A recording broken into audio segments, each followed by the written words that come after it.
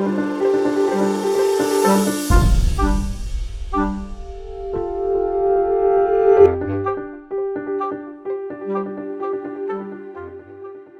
decision by Western leaders to eject Russia from the Group of Eight is the most visible diplomatic response to date to Moscow's annexation of Crimea. Here are three things to know when assessing the wisdom of this move and its likely consequences. First, Russia never belonged in this club, which was always intended as a close-knit group of advanced market democracies. A little history is in order here. The forum first emerged in the mid-1970s as the Group of Five. It was composed of the leaders of the United States, Britain, France, West Germany, and Japan.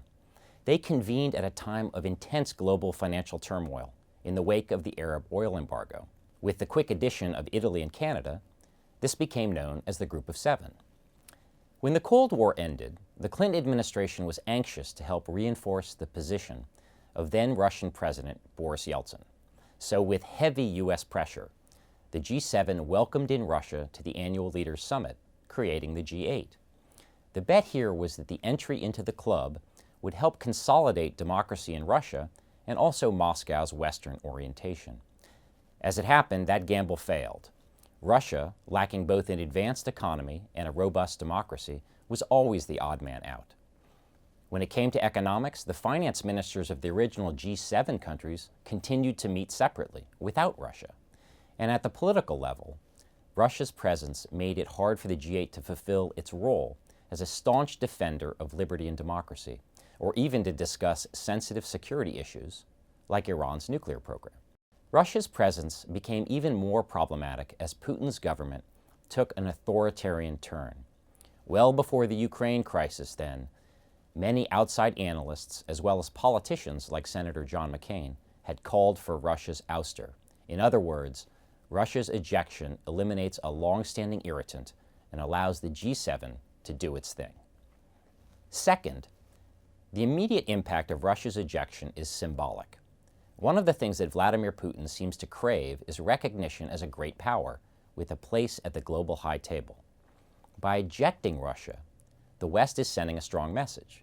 Moscow has violated fundamental international standards of behavior as well as democratic principles at home.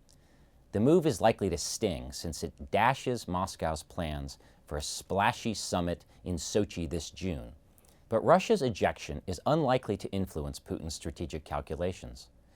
Putin's government will be watching closely for credible evidence of a Western determination to defend vulnerable countries on its periphery, and of Western economic sanctions that really bite.